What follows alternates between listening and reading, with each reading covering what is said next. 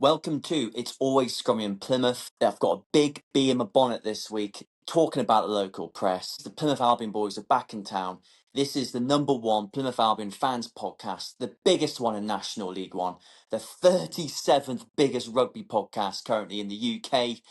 Let's stop wasting time. Let's get down to business.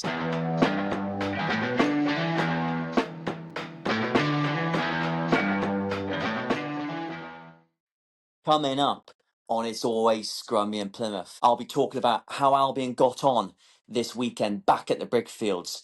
We'll be talking about the results all across National League One and how that has affected the league table. We'll be discussing what have the fans been saying on the socials. I've just said at the start, I've got a big bee in my bonnet about the local press down in the southwest. They are letting us down. We'll be discussing my interactions as Scrummy Paul with them. And then to finish this all off, with Rugby Novice with Livy. Thanks for joining. Sign up to the socials. I've got Instagram, It's Always Scrummy in Plymouth. There's a Facebook, It's Always Scrummy in Plymouth. Follow on Apple, follow on Spotify, available on YouTube.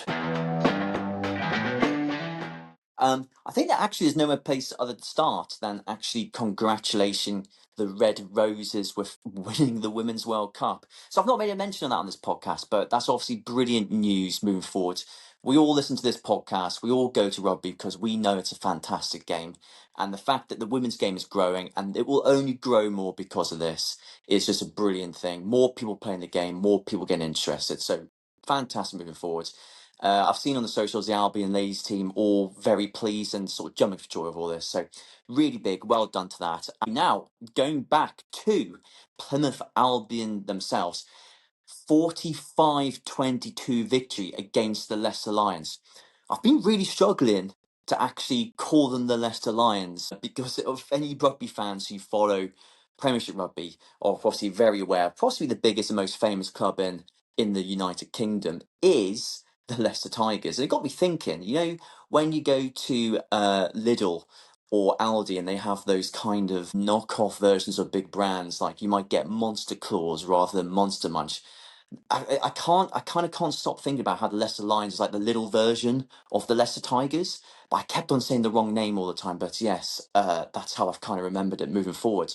But I said last time round that this will hopefully be a routine victory, but my days, it was a tricky game. Leicester Lions really came and brought their A game. So there's a few changes for the Plymouth Albion team. So in the starting lineup, we had Carl Spear coming on the wing for Shay Cornish, and we had Liam Bishop coming for Dan Pullinger in the front row, and then the rest was unchanged. And then the bench was highly different. It was basically the extra chief academy players that have joined us. So you had Louis Gully, Dan Pullinger was on the bench, Oscar Beckerleg, Craig Duncan, so Albion stalwart, who's playing a bit part role this year due to work commitments, but great to see him getting involved. And then Ewan Jenkins, I think I've pronounced that right. So yeah, that's actually just leading straight on to the point that actually Plymouth Albion have had two new additions join the squad this week. So we have got the two ex-Chief Loanies. We've got the lock, Oscar Beckerleg, looks a big physical presence, and we've also got hooker, Louis Gully. So we're just adding strength and depth into the squad, and it was great to see them come off the bench. But looking at the game from the weekend, it was a game really of Albion making a few mistakes. A lot of balls got dropped. So we play this really expansive and exciting brand of rugby and kind of didn't get the flow going because a lot of drop balls, very frustrating for the players, also frustrating for people watching it to a certain extent. But in the previous games, all those things have kind of worked. And this is sport, that happens. But they stuck to the game plan, they kept playing, and we got the victory in the end. So 7 tries, getting that 45, conceding 4. 3 of them were from mauls. Really big physical team Leicester Lions were. Again, I was really impressed with Albion, how they just stuck to their game plan and actually got the result at the end. There was at no point in this game did I ever think we were going to lose. Even when Leicester had a bit of possession or they got back a bit into, I just always felt incredibly confident that we were going to get over the line. And those substitutes, the extra chief lads that came on, really made a big impact. And actually, the guys who'd been on the pitch for the full game, their fitness really shone through. That's been mentioned a few times, actually, how fit we are looking. But yeah, another really impressive performance, despite a bit of frustration and a few sort of balls getting dropped down. Another big crowd, 1,482, which again is really pleasing. It's good to see that the fans are getting involved in it. So looking at just a little bit sort of closer to the game, scrum was looking really good. Line out was looking good. We're making steals from line outs as well. And again, I sort of mentioned last week with Bishop Stortford, we had times when we were not far from the try line and we weren't quite getting there. And I was really impressed of actually how patient and how mature as such we were in terms of just grinding it out and then eventually getting the points on the board. I think in previous seasons we haven't quite done that. It was interesting to read some comments from head coach Ryan Lamb, who made that point clear as well. He said, in previous seasons, this game we may have lost by a couple points or may not have got the try bonus point. And this has shown how far the team is really developing. But yeah, some really outstanding performances. Really, I really like how we've got strength of depth in the wings.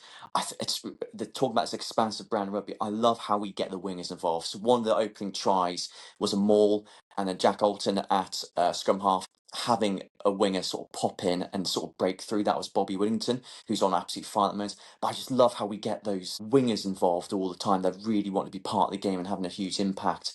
I thought Angus Hodges in at number 7 on the flanks had again another really consistent and really positive performance. Not mentioned him enough. I think the interesting thing, as I said, was looking at those Chiefs graduates coming off the bench. I felt they made a really big impact. I was particularly impressed with Gully at hooker. He just looked. I don't really know how to describe it. He just looked like it was easy, just looked very confident, sort of came on, hit his line out, back at the back of the mauls as well. He just looked classy.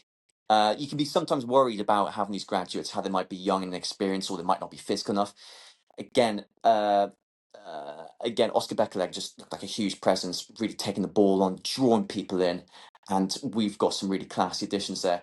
Ewan Jenkins came on at fly half. It's hard to come on at fly half during a game, but he made his kicks, looked really classy, great handling, and just looked like he fitted into the team. It wasn't like we had to completely change everything because we got a new 10 on. He just fitted into the mould of the Plymouth Albion way. Big shout out to Jack Alton, our skipper. I feel like this performance was him really sort of grabbing the bull by the horns. It was a proper skipper's performance. There's been a few things in earlier games that I think, a few sort of box kicks haven't gone quite to plan, but there was a 5 metre penalty and he was straight on it, crossed over quite early on with a try. But I just felt he made things tick. At points we needed a leader when things weren't quite going our way, and it was just such a typical captain's performance. So that's why you, Jack, you're going to be it's the always Scrummy and Plymouth man of the match. But yes, onwards and upwards. It was a great day out at the Brickfield. So many faces there. So many people just having a great time at the rugby, and another promising performance. So well done to the Plymouth Albion boys. Looking elsewhere across the league, then. So the results: Birmingham Moseley 19, Dings 34. So. A big away victory for the Dings there. So are they starting to make a bit of comeback? Birmingham always a very solid Nat 1 team, but they've got off to a bit of a tricky start to the season. The really big highlighted game this weekend was Blackheath versus Rosslyn Park. So 2 teams I'm anticipating to be right at the top, and so far had perfect starts. And that game was Blackheath 27, Rosslyn Park 31. So incredibly tight game. But again, interesting to see Rosslyn Park scoring 5 tries, Blackheath with the 3. But Blackheath obviously went for the post for a few times. But that feels like a really big statement victory for Rosslyn Park, going away from home to another top team and getting five tries, getting a bonus point victory there. Plymouth Albion, of course, 45, Leicester Lions 22, Rams 40, Tonbridge 19. So after the disappointment of Rams losing last week, they've come back with a victory against a very strong Tonbridge side. The big eye-opening result of the weekend: Rotherham 71, Bishop Stortford 12. So an absolute drumming there. Bishop Stortford, as I said, looked very strong last week, but obviously didn't fancy the long trip up to Sheffield. But 11 tries from Rotherham, who have kept up their perfect start. Sale 38, Leeds Tykes 15. So Leeds Tykes still looking for their first victory. And then Sedgley Park 30, Clifton 41. So Clifton getting off the mark with an away victory. So Albion have kept up their unbeaten perfect start with bonus point victories. However, they're not top of the league anymore. Rotherham have pipped them to the top of the league. So the teams with perfect starts on 4 bonus points victory. Rotherham first, Albion second, Rossum Park third. So 3 teams there all on 20 points. So Rotherham have overtaken Albion due to points difference. Rotherham on a 139 point difference. Plymouth Albion on 129, so very tight. Rossum Park going down onto 69. Fourth place, Blackheath 16 points. Then we've got Rams on 13. Sale jumping up to onto the 13 points. Then Tonbridge 11, and then we're sort of gradually moving down the league here. Sedgley Park on 10, Bishop Stortford 7, Ding 6, Birmingham Clifton both on 5, Leicester Lions on 1, and Leeds Tyke still on 0 points. So very interesting to see how that league's all developing. Looking now to next weekend's fixtures, we've got Bishop Stortford as a home to Sedgley Park, so 2 teams very level in the tables. Clifton are at home to Sale. Dings are at home to Blackheath, so Dings, after an impressive victory, can they do us a favour? Leeds Tykes are home to Rams. Leicester Lions are home to Rotherham. Then the big game featuring us, Rossum Park at home to Plymouth Albion. So one team's going to lose their perfect record so far. Then we've got Tonbridge at home to Birmingham Moseley. So I did not expect to be in this mess or this situation I'm in right now, as in it's always Scrummy Plymouth. I am not going to be at that game next week, which is killing me because it's such a big game. I'm going to find myself at Twickenham next week watching Argentina for South Africa. So if you're getting to that game and you want to sort of get involved in this podcast or just give me an update and or actually give me some analysis, that'd be much appreciated. So I will still be doing an episode next week, despite not being in the game. I'm sure I'll get some info and we'll actually have the performance. But if you fancy having a chat to me on this podcast, please get in contact on the socials. And it's always Scrummy and Plymouth. But yes, really interesting. National League One is looking really, really starting to really take shape now, and it's really interesting to see who's doing well. Teams are beating each other, and we're starting to see that little top crop of teams and then put them away now. And it's great to see Plymouth Albion get involved. But looking forward, fixtures now, we've played the teams near the bottom. We've got some difficult games coming up. It's going to be really interesting to see how the boys perform moving forward. So much to look forward to. Fans news. So taking a look at the socials, reading what the fans are saying, and also I've had people making contact with myself, dropping comments and this and that. So let's have a close look at these then. So first comment I've got here was about the game of the weekend. So made a hard work in the first half with a lack of focus and poor handling. However, turned the screw in the second half, especially last 15 minutes. 5 points and still top. Actually, we're still not top. I think. So yeah, we're still not top. And then so another fan saying second to Rotherham as they have 70 points in us.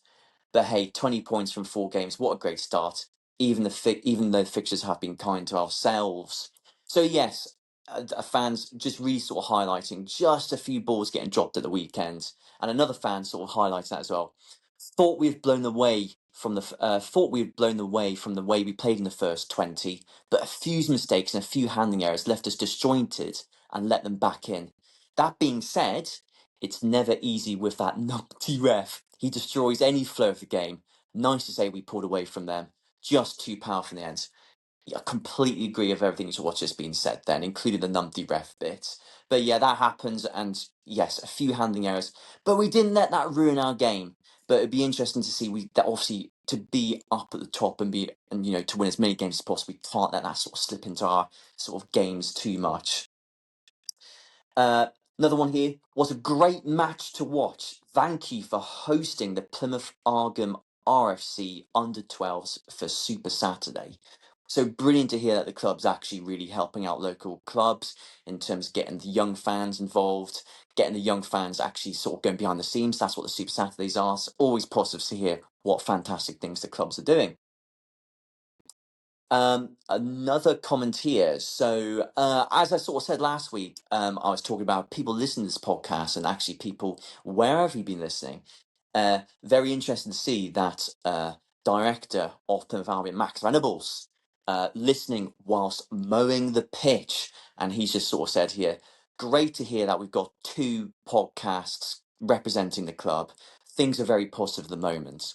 And I completely agree. We've got a real sort of good positive vibe at the moment. We've got a great rugby team that's playing a great band of rugby. We've got the official Plymouth Albion podcast. And of course, I'm enjoying doing this as well. So it's great that we've got so much fan engagement and we've actually got people really turning up. And again, just under 1,500 fans turning up. It'd be great to see people getting a few more friends along and actually get a bit more atmosphere in there. But I think things are looking really up. And I'm glad that Mr. Venables agrees with here. And following on from that, one comment here from a fan. Nice third half as well. Thanks. So yes, I didn't manage to stick around to the game afterwards. I had to go off and so I'm actually getting married. So engaged at the moment. I had to go sort of see some friends to sort of sort out some wedding business. Livy wasn't too keen on the idea of getting married at the Brickfields. That's been ruled out. How selfish. But I had to leave. But I will be definitely sticking around next game when that's available. And yeah, but great to hear that one fan's really happy with that situation there. Another comment. So reading loads of comments. I've had lots of different comments. One fan here saying, as I said last season, our Gloucester legend Ryan will lead you to the championship. Mark my words. And yes, our head coach Ryan Lamb's doing a fantastic job. I'm really enjoying the rugby. I love to see him on the sidelines. He's getting absolutely passionate, shouting at the refs, shouting at the players.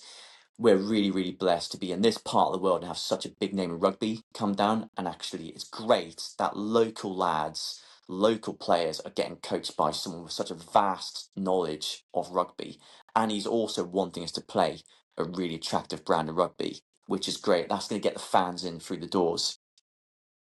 Another comment, so this is following on from actually a short that you may have seen that I posted about actually discussing, well, actually it was on the podcast, so discussing about the local press not covering Plymouth Albion, and actually I sort of took my frustration out on Yeovil Town Football Club. Sorry for any Yeovil Town Football Club fans, but there's not many of you that exist, so I received no abuse in terms of my rants. But yeah, one comment saying, it's been a huge issue for many years, the local media not covering Albion much, if not at all, behind mentioning results. The Herald barely mentions the club and haven't done for a good while, and for a local paper that's wrong. And there are other teams like us, the Raiders, the Gladiators, other than Argyle, they could cover too. I hope this changes. That's why this podcast is great, because it does promote the club and XR fans get news from along with Albion's own podcast and YouTube series now, which is great. Keep up the great work. So brilliant. I really appreciate all that. But again, I'm a frustrated fan. That's why I've kind of done this. I'm no hero. I'm also not the biggest Albion fan. However, my friends try and talk to me about it and they don't have a clue. And I kind of was sort of passing that knowledge on. I am sick of actually watching the local news and actually not getting that information. So I'll be moving on to the next section, discussing this a bit more in depth. But yes, it's interesting to hear actually, when I was at the game the other day, some people, some old friends or friends of friends as well, going, I don't, they were saying, this is great. They're playing great rugby. How are they doing the league? Oh, wow, they're top, really? How do I not know this? Why don't they cover this? And that's going to be a big issue. And that is really my big bee in my bonnet. So that's what's going to lead on to next. In the life of Scrummy Paul, what has he been up to? Why is there a big bee in my bonnet? On to serious stuff here. There's been much talk about actually a lack of coverage by the local media when it comes to Plymouth Albion. So I thought, do you know what? I'll actually try and make some contact. Funny enough, at my gym that I train at, one of the clients there actually works on Spotlight and has covered Plymouth Albion. I sort of discussed it with them, and they said, yeah, I think it's absolutely ridiculous. They were saying that back in their day, when they were the sport coverage person, they would always talk about Albion and actually how important it is. And they were sort of encouraging me, actually, make contact. Actually, the fans make it really clear that they're disgruntled by all of this. They could possibly do something about it. So I've made contact with. I've gone down the BBC route. I've contacted Spotlight. So if I read out the email, it's quite a long one. So but fasten your seatbelts. I said to them, I'm writing to ask why BBC Spotlight does not currently show highlights of Plymouth Albion Rugby Club matches. Plymouth Albion is a historic and well-supported club, and their games are of great interest to the local community and rugby fans across Devon and Cornwall. I've recently started a Plymouth Albion fans podcast. It's always Scrummy in Plymouth. I had to drop that in there. And the response has shown there is clear interest and demand for more coverage of the club. Many listeners regularly express their enthusiasm for seeing Albion featured more prominently in local media. Albion are currently top of their league and look set for a strong season. After falling in hard financial times in recent years, the club is working hard to turn the tide and rebuild. Support and visibility from the local community and local media are vital to helping this resurgence continue. Coverage of their matches, similar to what is given to other local sports teams, would not only celebrate a key part of our region's sporting culture, but also play a role in encouraging that support. Could you please let me know if there is a reason for that lack of coverage and whether there are any plans to include Plymouth Albion's highlights in future broadcasts? Thank you for your time. Best regards. So I was really, yeah. So I probably didn't make it clear enough, actually. So I really sort of mentioned about highlights, but actually on the local media, they don't even mention results. They don't even mention that. Anyway, I got a swift response, which is really great, and I really appreciate that. So reading the response here, so from what I've received here from the BBC, it says, "Thank you for your email, and it's good to hear that you started that podcast. When it comes to the sport coverage on BBC Spotlight, we are limited to the time given, and we had to draw a line somewhere on the level we cover regularly. We do include scores on the BBC Sport website, and BBC Radio Devon gives updates during their Saturday programmes. Not everything we cover makes it onto all of our platforms. Generally, it's only the top two divisions that we preview and give out scores for with the rugby. Our producers don't want me to read out a long list of scores that can be found elsewhere on the BBC. On a purely practical level, we are unable to film the matches, and the footage the club receives following an away fixture isn't always of broadcast quality, Leeds being an example. Max Venables knows that when there's a newsworthy story associated with the club, I'm more than willing to report it, and as a former Plymouth Albion player myself, I certainly wish them well. I'm fully aware of the good start they've made, and if they're still top after this weekend, which is likely, then I may do something with them next week, but I can't promise that. Good luck with the podcast, and thanks again for getting in touch." So a really interesting response to that, and I understand this is a job. I understand it's tricky, but people have to understand as a fan and as a person from Plymouth, I can't really fully accept that answer. So I completely understand that they're in a tricky situation when it comes to highlights, and they're sort of mentioning actually some of the poor coverage, but actually they don't even mention the scores. And there's talk about drawing a line. And they're saying they're only doing the top two divisions. So, Premiership, I completely get. And then the Championship, I've been guilty, as I said before in the past, of actually, I did my rant a few seasons ago of Albion National League One being a pub league. Weirdly, I think because of the lack of coverage and actually almost like a lack of respect from the local media, I sort of assumed it was. But when we think about this, we've got our local city team, Plymouth Albion. They play across the country. They Leeds, Rotherham. They go up to London. This isn't a southerly division, and they do cover regularly. Actually, football teams playing in but National League South, where they only play local teams, like in and around the southern area. This Albion are representing the region. They are representing the main city within the region that the BBC studios are a couple minutes away from. They're travelling all across the country representing our city, and they're not going to bother covering it. So I completely agree that they need to draw a line. And I think all fans need to agree that they need to draw a line. But this is Plymouth Albion. This is not Camborne. This is not Redruth. This isn't Plymstock Albion Oaks. This is a city team that has a lot of history and has done a lot for the region and actually can bring a lot, as I discussed from a previous fan comments, actually bringing local rugby clubs in and getting youngsters into rugby. So I do not agree they're drawing the line in the right place. But yes, if they haven't got match quality highlights and there's a time limit, agreed. Okay. However, it would not take long for them to go, oh, and at the weekend, Plymouth Albion, looking at National League One, Plymouth Albion beat Leicester Lions by this scoreline. Badly forgot that. And they are now second in the league, or they're top of the league. Next week, they've got this. Because Albion are making a big push as well. Birmingham Moseley game is going to be a Saturday night kickoff. Will that get mentioned by the local media? Probably not, because, it's not newsworthy, apparently. My parents are Geordies. And so I've actually been brought up, I like football as well. I'm a Newcastle United fan. The one thing we always discuss, actually, when we go up there, or if I go see sport, my fiance is a Harlequins fan. I go to Harlequins games. There is such local pride and local passion within those local clubs. You can go up north and there's black and white shirts, or that, now there's loads of Red Bull sort of kits going around. People are loving it. But the local press, they will talk about every single local team that they can. And there is such local pride. It's laughable to think that in these other regions, they don't celebrate all their teams, especially the main city team. Okay? The main city team. But for some reason, it's the most southwesternly sort of Devon attitude, is that it's not important. And it's absolutely shocking that the local press and that BBC Sport are drawing a line and they can't be bothered to mention Plymouth Albion. I think it's letting down the fans. I believe it's letting down the city. It's letting down the history of the club. And more importantly, it's letting down the future of the club. It's actually letting down future fan bases.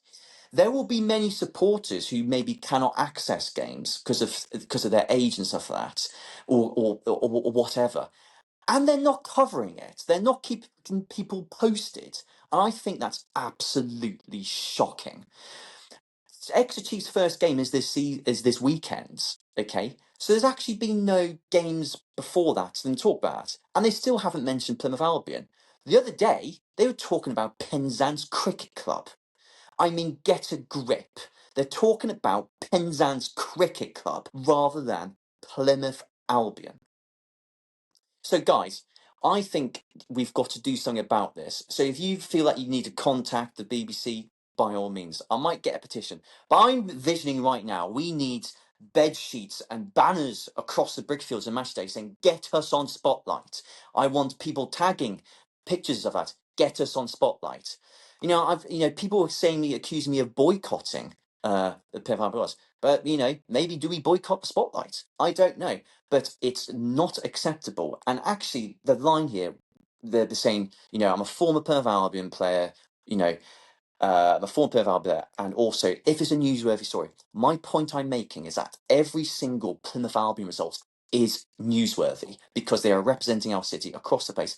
And by not supporting the local club, they're not supporting the local region, they are not supporting the local area, and they're letting down future fans. And they're letting down future fans who might want to get into rugby, and they're not covering it. And actually, it can't all be down to someone like me, some absolute, some absolute muppet with a mic who's just talking into his phone.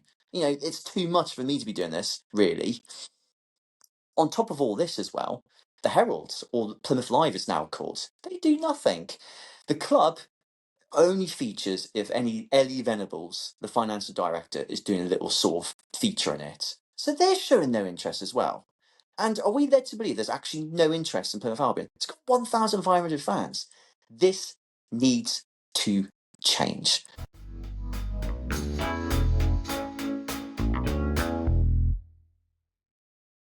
I just want to thank everybody. So, following on from all that, we have a fantastic fan base and we've got fantastic fans.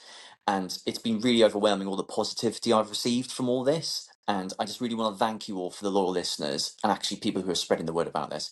So, I put out on the socials maybe some merchandise I'm going to make. That will just sort of help me really sort of keep up to date with the club as much as possible. And that will just really help me take along. But more importantly as well, I would love to do something to give it back to the fans. And I put polls out about different bobble hat designs.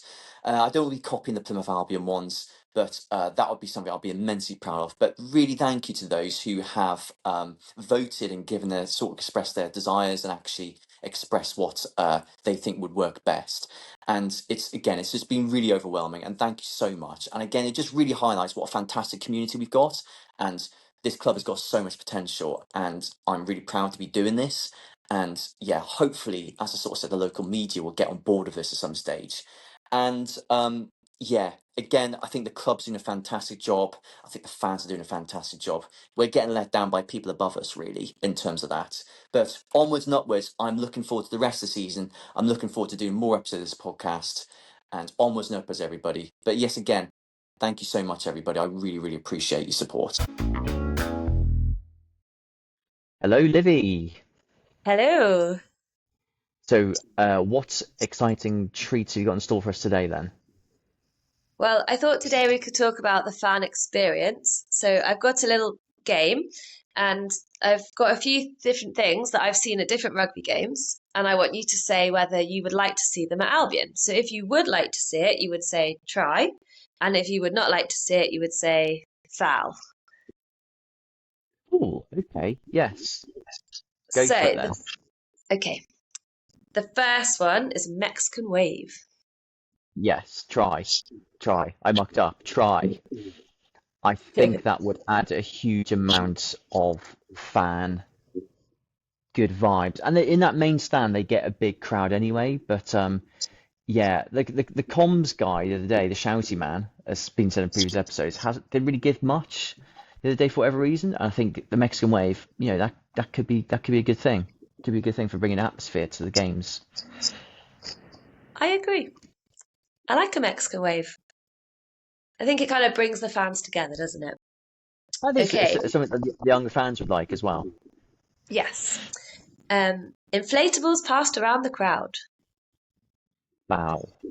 I don't really think that would offer too much. That's a bit too like music festively as well. Yeah, I see your point. We've talked about this a little bit before, but mascots. I've got no idea what it could be. Could be like a sailor or a pasty, but there have been, when we've been to other games, other teams, the mascot brings a lot. So I know they've been doing halftime entertainment, and also in terms of getting young fans, I think it'd be great. What do you reckon? I agree. I think a mascot would be really good. When we went to the Toulouse game, they had a lion, and he was amazing, or she was amazing. Whoever was in the costume. That was brilliant, wasn't it? They got like the crowd surfing going all the way to the top and stuff. It doesn't need to be that extreme, but that was brilliant. Yes, no, yeah, a firm try. Completely forgot about that. So I'm a big fan of a mascot. I like a mascot. And then I remember a girl I went to uni with she's a Northampton Saints fan, and so she had a toy version of the mascot, and that was because she was a teacher. That was her class mascot as well.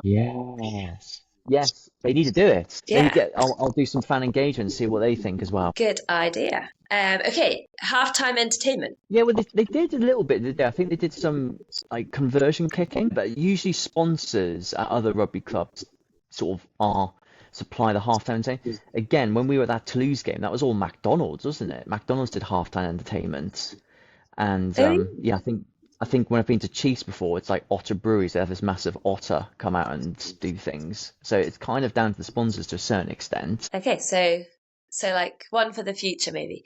Okay, you talked about this one quite a lot on the podcast. Pasties. Try, of course.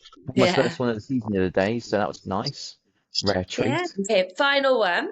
And I should say this one is, I think, illegal, but streakers. I don't want to see anybody at Plymouth Albion doing that. No, absolutely. That's a firm foul. Okay. The Plymouth Albion needs positive press. I know they say like any publicity is good publicity, but Albion needs good press. I've just done a big bit about how we want spotlight and everyone to go there, and we don't want people like streakers putting them off. Although, if a streaker was to go there, I imagine it would be put on spotlight, wouldn't it? Who knows? Who knows what they put on spotlight? Is that the way to get some coverage? So speaking of streakers, I have some streaking stories. Would you like to hear them?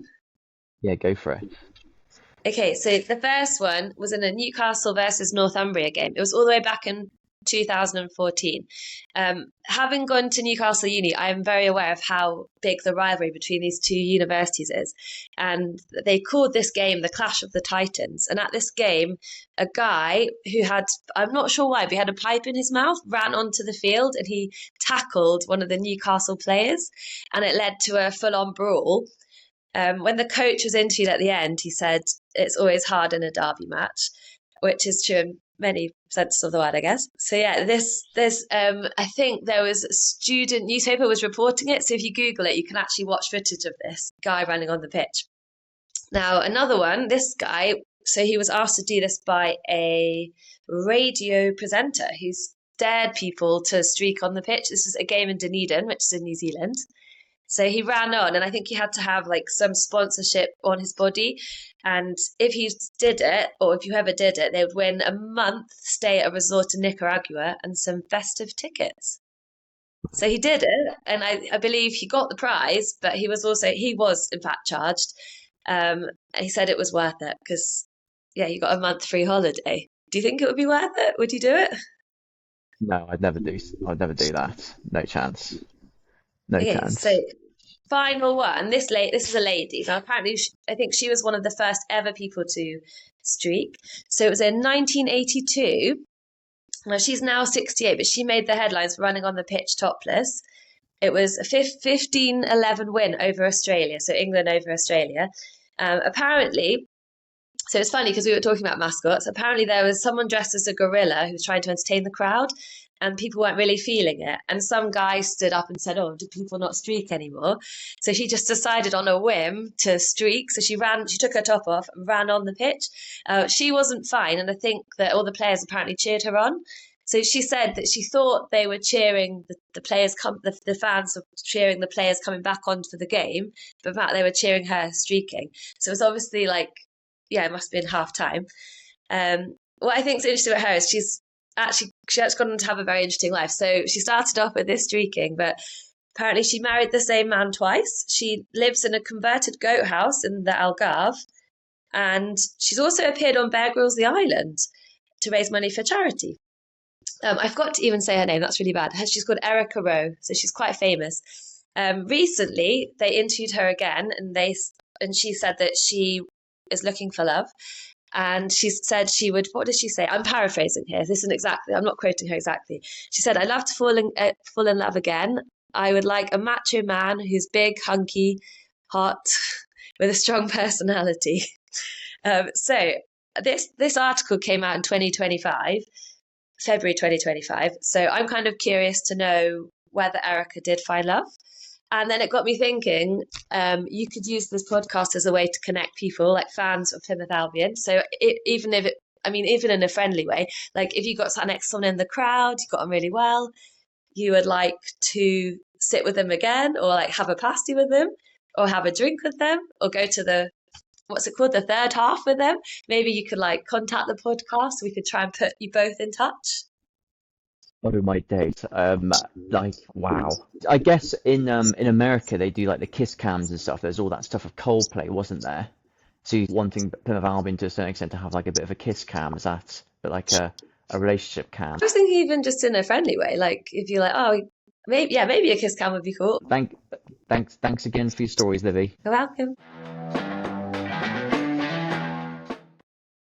And that's all we got time for of It's Always Scrummy in Plymouth. Remember, the #1 Plymouth Albion fans podcast. Thank you for your support, guys. So next week, away to Rossall Park, I won't be there. If you are interested in getting in touch and actually sort of contributing to the show, or let me know how the game goes, please feel free to get in contact. Follow me on Spotify, follow me on Apple Podcasts, and I'll also watch on YouTube. Thank you for listening, guys, and always remember, Albi.